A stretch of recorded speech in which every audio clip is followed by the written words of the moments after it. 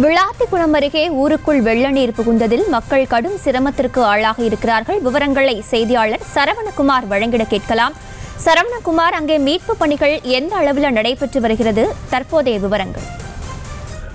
சுதர்ஷனா, தூத்துக்குடி மாவட்டம் விளாத்திக்குளம் பகுதியில் இந்த எம் குமரசக்கனாபுரம் கிராமத்தில் பார்த்தோம்னா இருக்கக்கூடிய பெரிய கண்மாய் முழுவதுமாக நிரம்பிய காரணமாக கரையை தாண்டி ஊருக்குள்ள வெள்ளம் வந்திருக்கு. இந்த கிராமத்தோட ஏராளமான வீடுகளுக்கு அந்த வெள்ள நீர் புகுந்தது மட்டுமின்றி அங்க இருக்கக்கூடிய ரேஷன் கடைக்குள்ளையும் புகுந்து அங்க இருக்க ரேஷன் பொருட்களையும் சேதப்படுத்தியிருக்குது.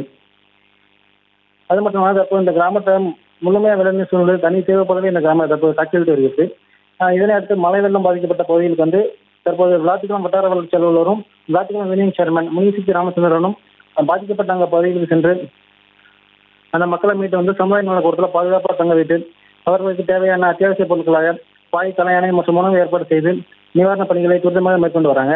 அது மட்டும் இல்லாமல் வெள்ள அபாயம் இருக்க பகுதியில் உள்ள மக்களையும் நிவாரண முகாம்களுக்கு சென்று பாதுகாப்பாக இருக்கும்படி அறிவுறுத்தி வராங்க. அதே குமரசக்கனாபுரம் கிராமத்தை போலவே விளாத்திக்குளம் மற்றும் புதூர் பேரூராட்சிக்கு உட்பட்ட பல வார்டுகளிலும் ஊராட்சி பகுதியிலும் இந்த வெள்ள நீர் வடிந்து செல்லாத காரணத்தினால பொதுமக்களின் இயல்பு வாழ்க்கையும் ரொம்பவே பாதிக்கப்பட்டு சிரமத்துக்குள்ளாகி வராங்க.